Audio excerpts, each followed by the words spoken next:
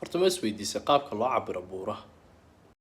buurta adduunka ugu dheer ay ku taalo Nepal oo loo yaqaano Everest uu dhererkeeguna leegyahay 8849 mitir, taasoo buurtu ku limanlaamayso Burj Khalifa 10 jeer, oo macnaheedu tahay yacni 11 Burj Khalifa oo la isdul saaray ayuu dherer ahaan ay leekan kartaa buurtaasi. Su-aasha isweydiinta wacan ayaa ah sidee loo cabiray buurtan inagoo ogsoon in una mitir intaa leeg uu jirin caalamka.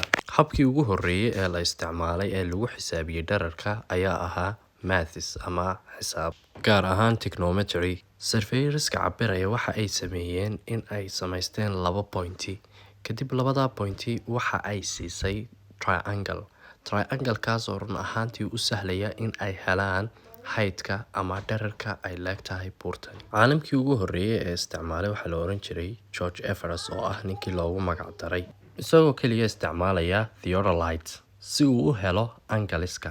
Tadawurkii kadib waxa la isticmaalay photogrammetry wax la yiraahdo oo ah in tasawiro laga qaaday kadib la isku dardaray si loo helo cabirka guud ay tahay buurtani. Imikana waxaan isticmaali karnaa hab ka fudud oo inoo saamaxayso tiknoolajiyada heerka aan ka gaarnay, sida habka loo yaqaano Global Positioning System (GPS), kaasoo si fudud u sheegi karo satellite-ku inta ay leegtahay dherer ahaan buurtani